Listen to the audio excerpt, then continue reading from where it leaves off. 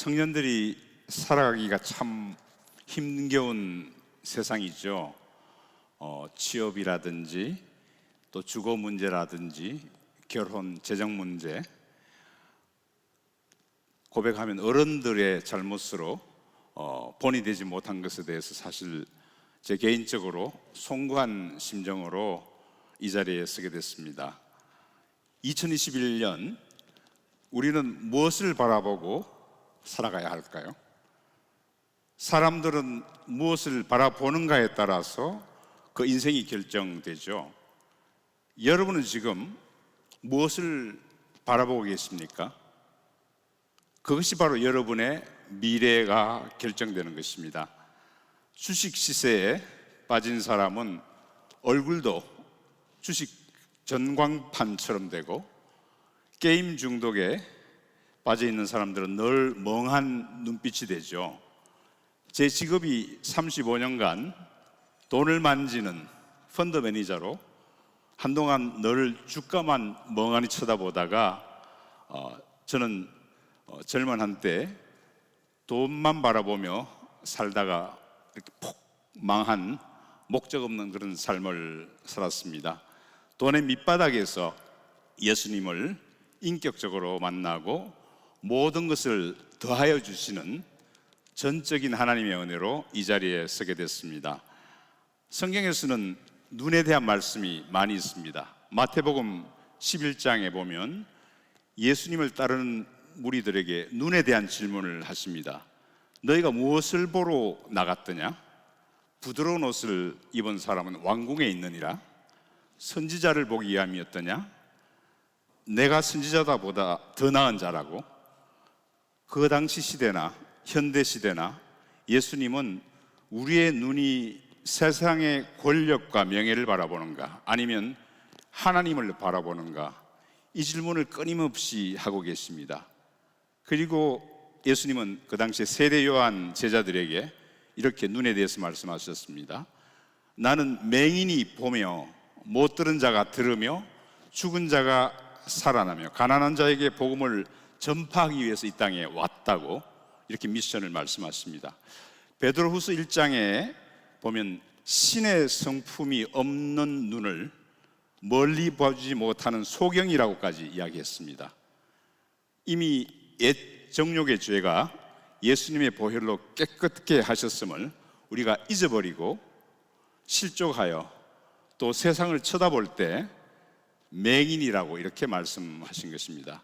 이제 2021년 하나님 안에서 새로운 눈으로 살기 위해서 돈에 대한 이야기를 여러분과 함께 나눠보고 싶습니다. 오늘 읽은 말씀도 눈으로 돈을 비유하고 있습니다. 함께 같이 한번 읽어볼까요?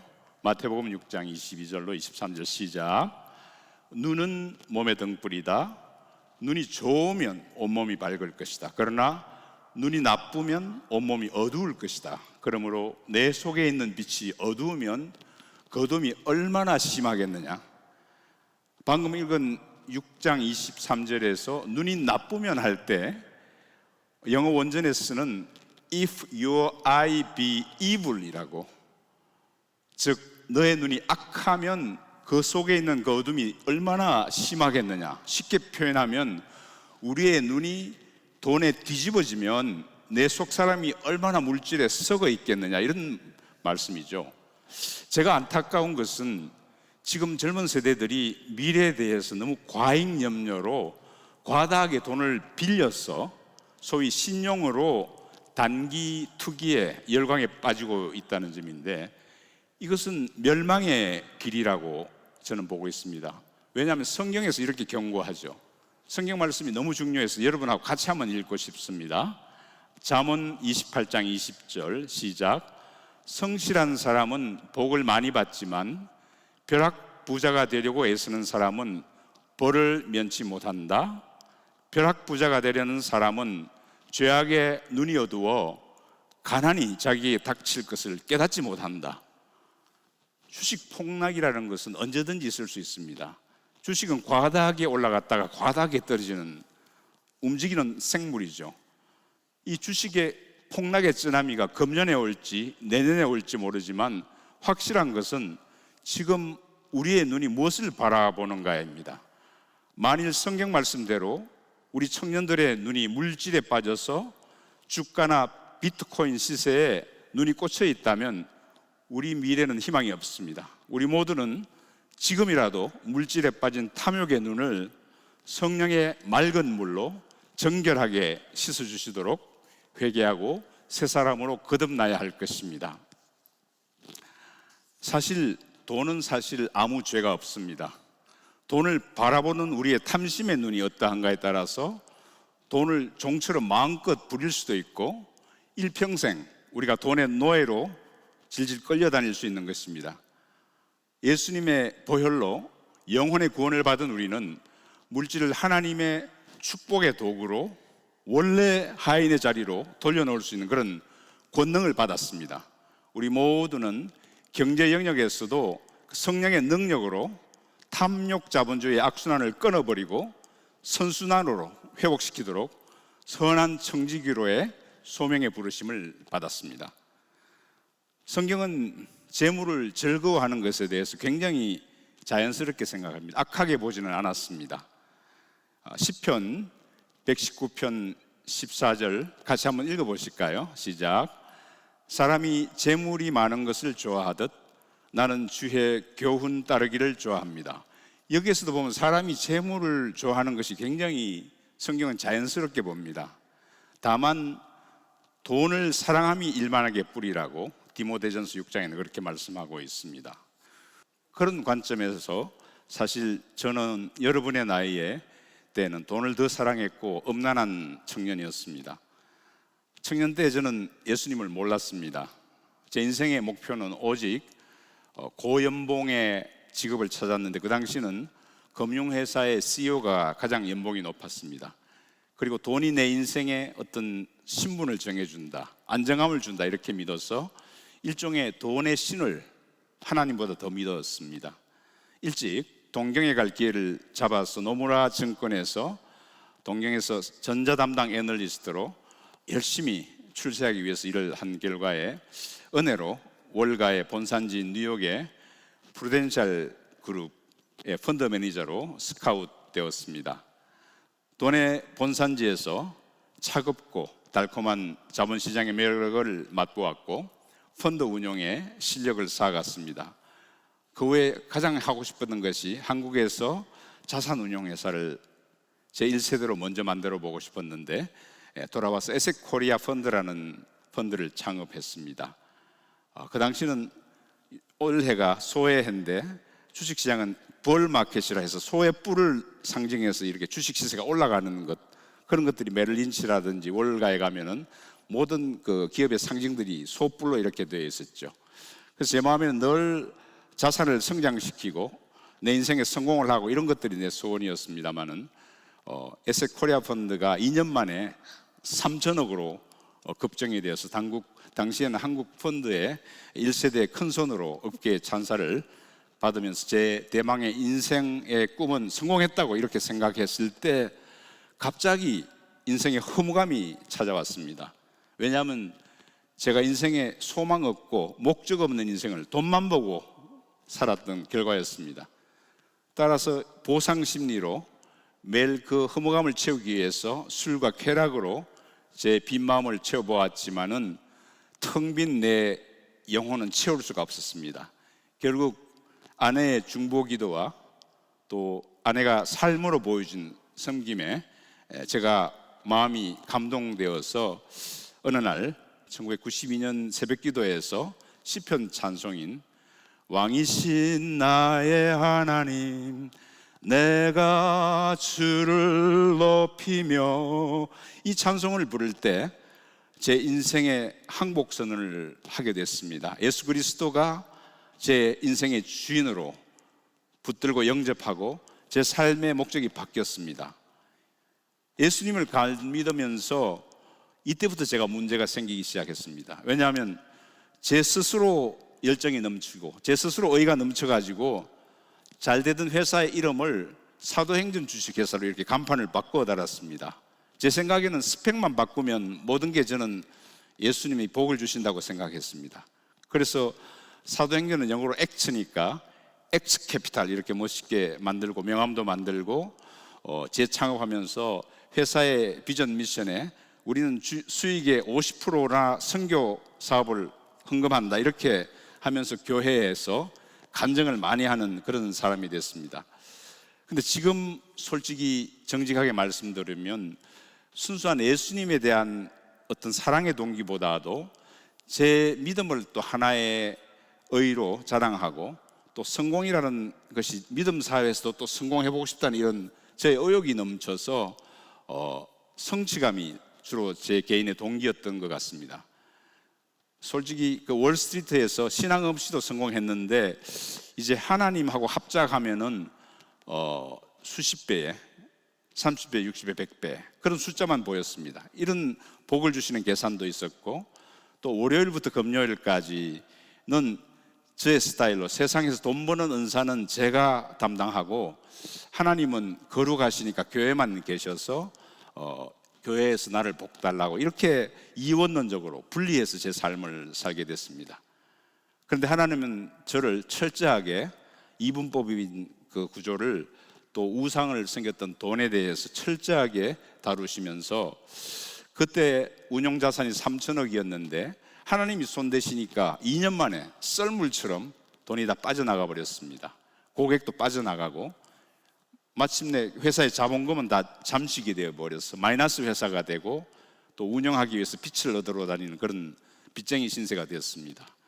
그래서 빚을 연장하기 위해서 매달마다 아는 분을 찾아가고 또 늘 저에게 거래처에서 잘해준다고 했던 사람들 찾아갔다가 오히려 많은 거절의 아픔을 당하고 남자로서의 실패감을 너무나 맛보았습니다. 그래서 돈이 없는 것보다도 실패자라는 좌절감이 저한테는 더 힘들었습니다. 그리고 부채가 참으로 힘들었습니다. 눈덩이 같이 부채가 이렇게 늘어나는 것, 당시에 수십억이니까 상당한 돈이죠. 그 부채가 쌓일 때마다 누워서 이렇게 밤에 천장을 보면 10톤의 트럭이 저를 압박해오는 그런 괴로움이 왔습니다. 인생의 바닥에서 제 자신을 돌이켜보게 됐습니다. 도대체 내가 왜 헌신했던가, 내가 왜 이것을 시작했던가, 이런 기본적인 저의 마음속을 볼 때 하나님을 이용해서 돈을 벌어서 성공하려고 했던 저의 모습, 또 어떨 때는 돈이 제가 많았기 때문에 친구나 사람들을 인격적으로 무시했던 마음들, 이런 저의 교만한 마음들을 하나님이 때리는 채찍은 마음을 회개하게 한다는 그런 자문 말씀대로 제 마음에 있는 모든 교만들을 회개하는 그런 시간을 주셨습니다. 그리고 저의 기도도 매일매일 회사를 잘 되게 해달라, 재정을 채워달라, 이런 돈 달라는 기도를 몇 년 하다가 오히려 포기하고 하나님을 알게 해달라고, doing이 아니라 being을 좀 가르쳐 달라고 이렇게 기도하게 됐습니다. 그리고 이제는 하나님과 50대 50 주고받는 거래 관계가 아니고 예수님하고 연애하는 마음을 달라고, 도대체 예수님과 사랑하는 마음이 어떤 건지 좀 가르쳐 달라고 이런 기도를 하게 됐습니다. 이제 몸밖에 없으니까 100% 주님의 것이라고 이렇게 선언하고, 모든 은사도 주님이 주시면 주시고 주님이 불면 티끌처럼 날아가는 그런 것이고, 제 남은 것은 이 몸을 밖에 없으니 이 몸을 받아달라고 이렇게 기도했을 때 제 마음 깊은 곳에서 이런 소리가 들리는 것 같았습니다. 하나님이 가라사대 저가 나를 사랑한즉 내가 저를 건지리라, 저가 내 이름을 안즉 내가 저를 높이리라. 시편 91편 말씀을 제 마음에 쑥 들어오게 해주셨습니다. 이 말씀이 들어오면서 제 마음에 형용할 수 없는 평안이 왔습니다. 비록 상황은 바뀌지 않았지만은 제 마음에 늘 아침마다 이렇게 찬양이 왔습니다. 나 어느 곳에 있든지 늘 마음이 평하다, 이런 찬양도 늘 부르고, 근데 더 좋았던 것은 이제 제가 항복했잖아요.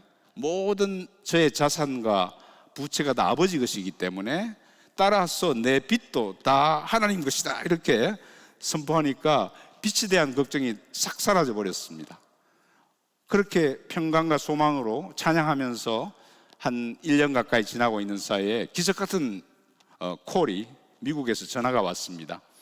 미국의 대형 금융그룹의 부회장인데 한 15년 전에 저하고 잘 알았던 분인데 자기 회사가 최근에 한국의 대형 증권회사를 인수했는데 이걸 잘 운영해 줄 CEO가 필요한데 아무리 생각해도 인사위원회에서 15년 전에 자꾸 정진호라는 이름을 계속 마음에 주셨다고 합니다. 그러면서 저에게 그날 전화를 하면서 자기네들이 저를 확정했는데 CEO로 자보파를 주겠다고 이렇게 해서 저는 너무 감사하면서 저희 회사보다도 자산이 22배나 더 큰 13조를 운영하는 그런 회사, 1000명의 직원을 경영할 수 있고 그것도 함께 고생했던 사도행전 주식회사에 우리 중요 식구들하고 같이 5년간 이렇게 목회적인 경영을 할 수 있도록 하나님이 잘 인도해 주셨고 퇴임할 때는 또 모든 제 부채를 다 갖고도 남도록 풍성하게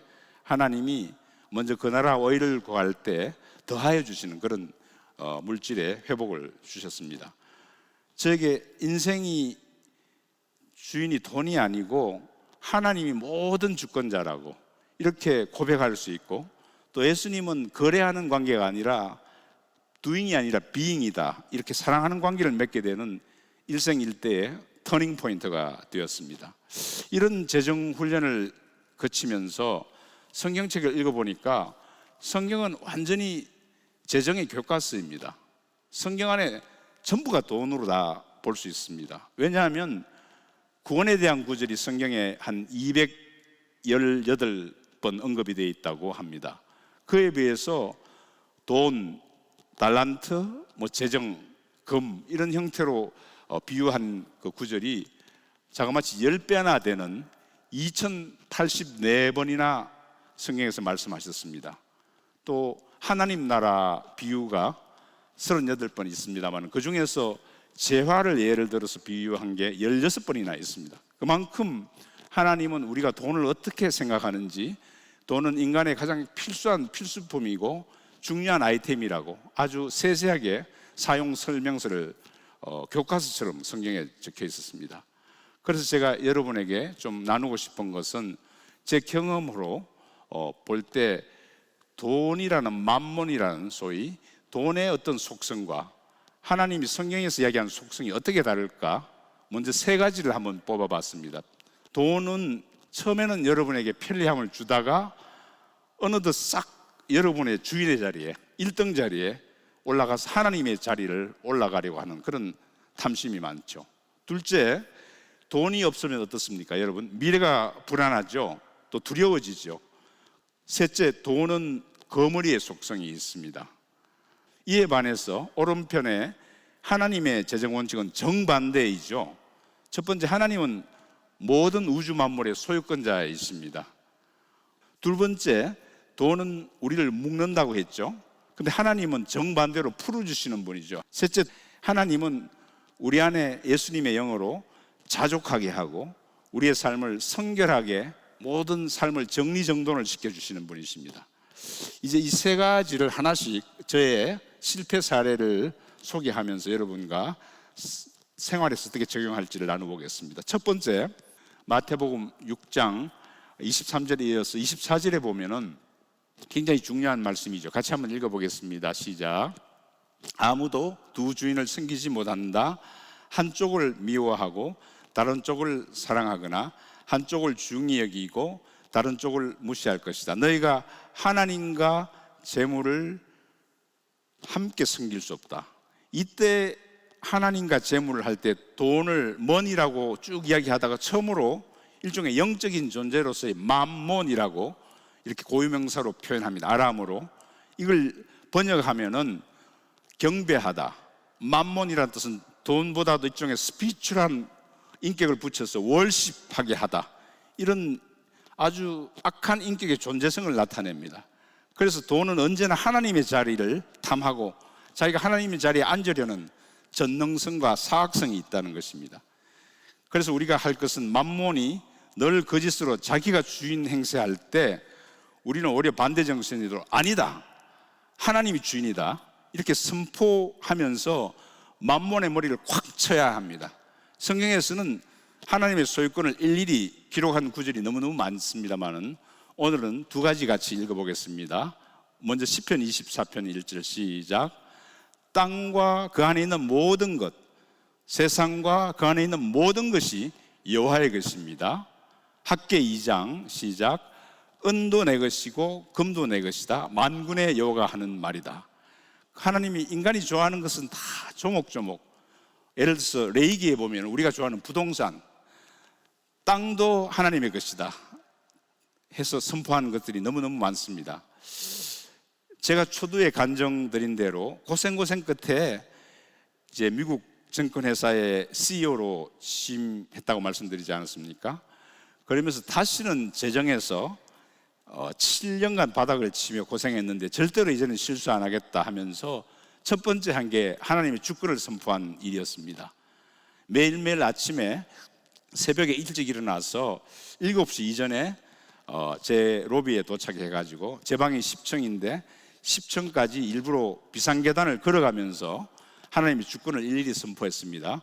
격리부, 이 하나님의 것이니 깨끗게 해주십시오. 영업 오늘도 정직하게 영업하게 해주십시오. 이렇게 걸어가면서 마지막으로는 10층 제 방에 와서 제 마음에 손을 대고 오늘도 제 마음에 만몬을 이기는 그런 내부 거래를 하지 않고 정직하게 경영할 수 있도록 하나님 정결을 달라고 이렇게 기도했습니다. 그 만몬을 이거보다 더 적극적으로 파할 수 있는 효과적인 방법이 있습니다. 그것은 돈은 돈으로 푸는 겁니다.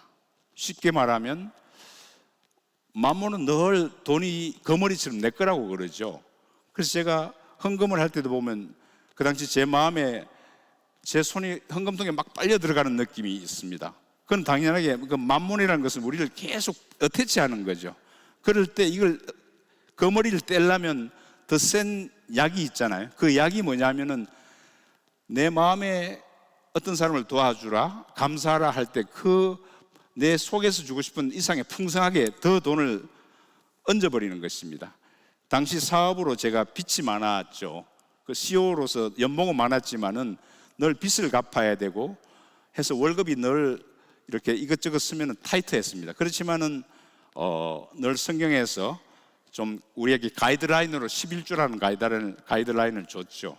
예를 들어서 우리가 친구 결혼식에 갈 때 뭐 막 주지는 않잖아요. 친구들끼리 전화해서 야 얼마 정도 하면 되겠냐 이런 게 하나의 가이드라인인데 하나님 보실 때 우리한테 가장 적당한 가이드라인이 11조라고 말씀해 주셨습니다.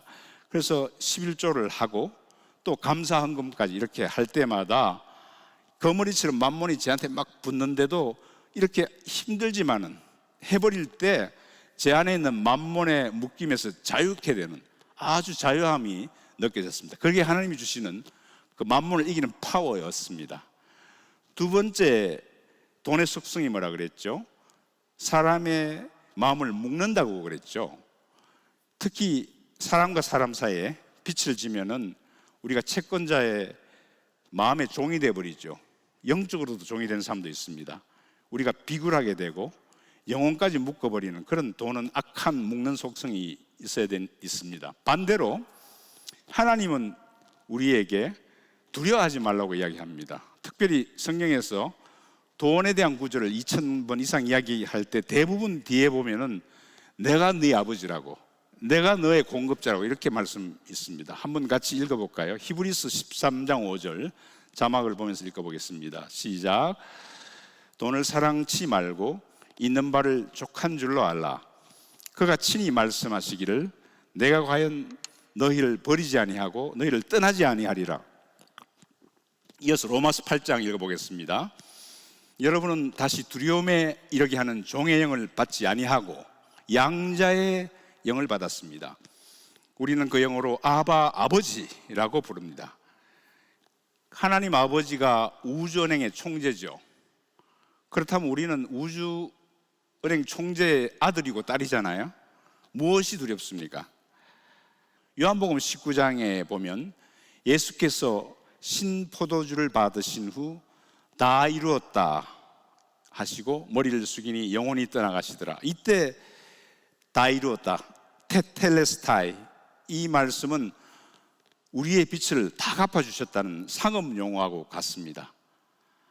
예수님이 우리 죄를 하나님 아버지께 용서받기 위해서 우리 대신 십자가에 못 박히시고 우리가 예수님을 영접할 때 우리의 원죄는 다 용서받았고 우리의 빛이 마태복음의 비유로는 약 1만 달란트라고 이야기하잖아요. 그건 약 10조 정도 됩니다. 하나 은행을 하나 사고도 남는 돈이죠. 그런 빛을 예수님이 십자가에서 다 갚아주셨죠. 그래서 우리는 예수님의 이름으로 용서할 수 있는 그런 능력까지 부여받았습니다. 돈이 우리를 옥죄고 정죄할 때 우리 이렇게 한번 선포하십시다. 오늘 밤에 골로새서의 말씀에 이 말씀이 여러분의 힘이 되면 좋겠습니다. 함께 골로새서 2장 14절 선포하시겠습니다. 시작. 우리를 거스르고 우리를 대적하는 의문에 쓴 정서를 도말하시고 제하여 버리사 십자가에 못 박으시고 정사와 권세를 벗어버려 밝히 드러내시고 십자가로 승리하셨느니라. 이 말씀을 여러분이 언제든지 재정의 두려움이 왔을 때, 마음의 묶임이 왔을 때 선포하시기 바랍니다. 마지막으로 돈의 속성이 뭐라고 그랬죠? 잠언 30장에 보면 거머리처럼 늘 다오다오 하면서 우리 인간의 정욕을 자꾸 부추깁니다. 그리고 우리를 타락시키죠. 미혹시키죠. 성경에서 보면은 아담과 이브가 타락하고 나서는 인간이 움직이고 일하고 출세하고 싶어 하는 이 동기부여는 오직 육신의 정욕과 안목의 정욕이라고, 그 정욕 중심의 동기로 인간을 움직인다고 요한 1서 2장에 이렇게 나와 있죠. 고대 유다 왕국 시대 때 BC 570년경에 그 당시도 돈 신에게 제사를 지냈습니다. 우상 제사를 바알 신에게 풍성하게 해달라고 이렇게 풍요의 신에게 복을 빌고 나서는 그날 밤 아세라상 앞에서 음란 파티가 벌어집니다. 왜냐하면 돈하고 음란, 그 육신의 정욕과 그 이런 육신의 정욕과 안목의 정욕, 이 두 가지는 뿌리가 하나이기 때문에 이 돈과 음란은 하나입니다. 오늘 읽은 성경 구절도 눈으로 비유했잖아요. 재물관을 마음의 눈으로 비유했는데, 다시 원문으로 돌아가면 눈은 몸의 등불이니 내 눈이 성하면 온몸이 밝을 것이요. 이건 마치 돈은 하나님과의 관계에 있어서 마치 가정의 한 남편이 한 여자하고만 결혼해야 되는데 돈과 하나님하고 두 여인과 같이 결혼한다고 이렇게 치보면 얼마나 이중적인 생활일까요? 그래서 혼인서약과 같다고 비유하고 있습니다. 돈과 하나님은 선택의 문제입니다. 정욕과 예수님 사이에서 우리는 돈의 힘을 이기려면 인생의 주권자이신 예수 그리스도 한 분만으로 기뻐하고 자족할 수 있는 성결의 마음이 가장 필요합니다. 제가 재정훈련 막바지에 예배가 너무 좋았습니다. 예배할 때마다 힐링이 되고 제 안에 두려움이 사라지고 영적인 권세가 제 안에 들어오고, 그러면서 늘 더 깊은 지성소에 들어가고 싶다, 더 깊이 예수님을 만나고 싶다, 이럴 때마다 성령께서 저만 아는 비밀의 그 조명의 방을 비춰주셨습니다. 그러면서 예수님이 그동안 많이 기다렸기 때문에 인격적으로 너가 고백할 게 있지 않느냐고 계속 저에게 마음의 문을 두드렸습니다. 저만 아는 비밀이 있었죠. 예수님을 인격적으로 만나지 못했을 때, 만나기 전에 당시에 저는 증권회사에 임원이라는 그런 직업상 고객 접대라는 명분으로 밤 문화를 즐긴 적이 있었습니다. 그때 VIP 고객들을 2차, 3차, 당신은 룸사롱이라든지 요정이라든지 밤에 접대하는 관례가 흥행할 때였습니다. 그래서 저는 제 마음에 저는 윤리적인 사람이기 때문에 고객을 잘 만족시켜드리고 저는 문 앞에서 잘 지키면서 도덕적으로 제 몸을 지킬 수 있다고 그렇게 자만했습니다. 그런데 역시 남자들은 다윗처럼 어느 날 저도 성적인 범죄를 범하고 말았던 날이 있었습니다. 예수를 믿고 이제 부부 영성 훈련 등에서 아내에게 저의 음란한 과거에 대해서 대충 퉁쳐서 이렇게 용서해 달라고 제가 용서를 빌고 용서를 받은 적이 있었지만은, 어느 날 특별한 성령의 말씀이 계셔서 제가 특별한 감동으로 이제는 아내에게 제 행위에 대해서 고백해야 되겠다 이런 마음이 생겨서 무릎을 꿇고 정말 진심으로 아내에게 그 사실에 대한 이야기를 다시 이야기하면서 하나님과 당신 앞에서 용서를 구한다고 이렇게 했을 때 아내가 저를 버리지 않고 저를 꽉 안아주면서 하나님, 내 남편을 불쌍히 여겨달라고, 이 남자가 세상 문화 속에서 정결한 남자로 살아가기 위한 힘을 달라고 그런 기도를 해줬습니다. 그래서 제가 진심으로 내가 용서를 받았구나 이런 마음이 생기면서 그 다음날 주일날이었는데 아침 첫 예배 때 예배 찬양 중에서 제게 어떤 비전을, 환상을 보게 해주셨습니다. 그 환상은 우리 부부가 누더기 옷을 입고 납작 엎드려서 아무도 없었습니다. 주여, 우리는 죄인입니다, 우리를 불쌍히 여겨주셔서 기도할 때 성전에서 그 예수님의 옷자락이 이렇게 스치듯이 지나가면서 거룩하다 거룩하다 그런 천사의 소리가 들려왔습니다. 마치 스가랴 3장에 보면은 제사장 여호수아가 천상에서 사단에게 정죄를 막 당하고 있죠. 스가랴 3장에 보면 여호와께서 자기 앞에 서 있는 천사들에게 이때 명령했습니다. 여호수아의 저 더러운 옷을 벗기라. 그리고 여호와께서 여호수아에게 말씀하셨다. 자, 내가 내 죄를 없애버렸다. 이제 내게 아름다운 옷을 입힐 것이다. 감사하게도 그날 이후로 저에게 돈에 정직할 수 있는 힘이 성령님이 이렇게 주신 것 같았습니다. 회사 카드를 쓸 때도 남용하지 않는 힘이 저절로 이렇게 들어온 것 같습니다. 그래서 돈을 이길 수 있는 힘을 우리가 정결을 기도했을 때, 정결한 행동을 했을 때 만몬의 파워를 이길 수 있는 힘을 주신 것 같습니다. 물론 그 사건 이후로 부부 관계도 더 강건해지고 또 아들과의 관계도 온전하게 회복되는 그런 덤으로 하나님의 은혜를 주셨습니다. 제 말씀을 마무리하고자 합니다. 자, 우리 눈에 또 돈에 욕심이 들어오고 또 쾌락의 미혹이 왔을 때 우리가 어떻게 대처할까요? 세 가지 사례를 제가 말씀드렸습니다. 첫 번째입니다. 우리의 모든 영역이 하나님의 주권이라고 이렇게 선포해야 됩니다. 우리의 미래, 또 우리의 취업의 문제, 결혼의 문제, 우리의 생명, 코로나에 대한 우려 다 여호와의 것이라고 선포해야 됩니다. 그리고 만몬에게 우리는 너에게 한 인치도 줄 수 없다고, 만몬에게 우리의 몸은 여호와의 것이기 때문에 한 인치도 만몬에게 빼앗길 수 없다, 이렇게 주권을 선포해야 됩니다. 두 번째입니다. 돈은 자꾸 우리를 묶는다 그랬잖아요. 따라서 그럴 때마다 우리가 우리 안에서 할 수 있는, 내 안에 넘치도록 물질을 베풀고, 또 관계도 하나의 일종의 물질 자산 중에 하나지. 이 관계도 풀어주고 또 용서해주고 하는 이 용서의 생활을 일상생활에 실천하는 자가 되어야 되겠습니다. 세 번째입니다.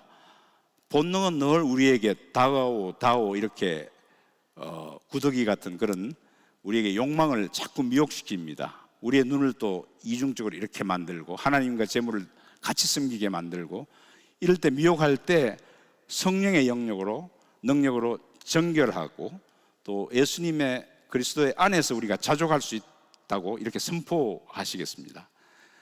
오늘 문득 제 인생 중에서 가장 어려울 때 오신 그 예수님이 생각이 납니다.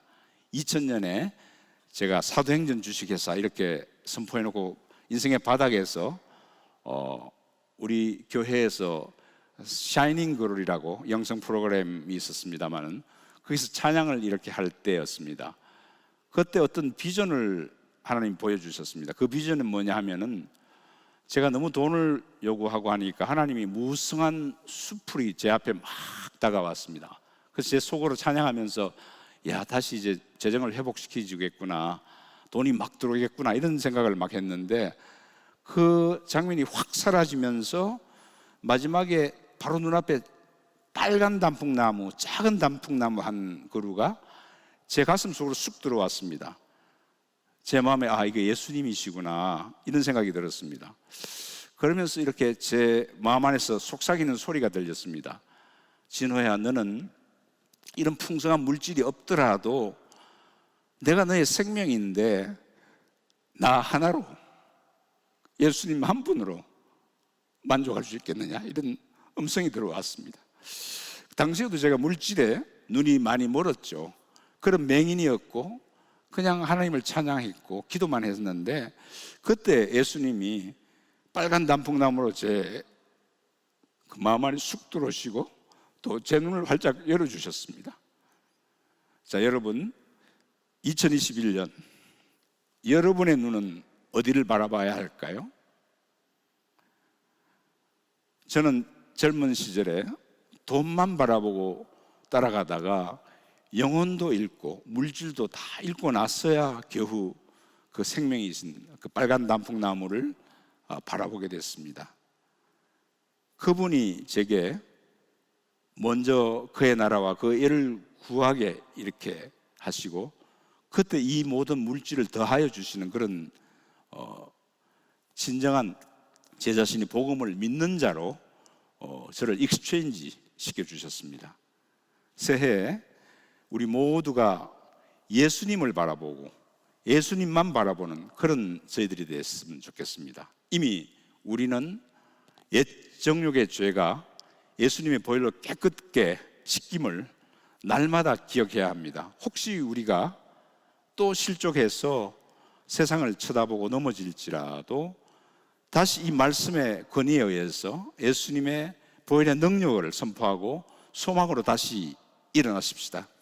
우리 안에 계신 예수의 보혈의 능력이 우리가 하나님 말씀에 피땀 흘리면서 인내하면서 순종할 때마다 하나님의 영이 세상을 충분하게 이기고 남도록 우리를 도와주십니다. 사도 바울이 물질에 대한 어떤 말씀 중에 이렇게 선포했다고 저는 믿습니다. 함께 사도 바울의 빌립보서 4장 말씀을 선포하면서 제 말씀을 마무리하겠습니다. 함께 선포하겠습니다. 시작. 나는 궁핍에 처할 줄도 알고 풍부에 처할 줄도 압니다. 나는 배부르든 배고프든 풍족하든 모든 형편에 처하는 비결을 배웠습니다. 내게 능력 주시는 분 안에서 내가 모든 일을 감당할 수 있습니다. 기도하시겠습니다. 하나님, 이 밤에 넘쳐나는 예수 그리스도의 사랑 안에 우리 청년들을 인도하여 주시옵소서.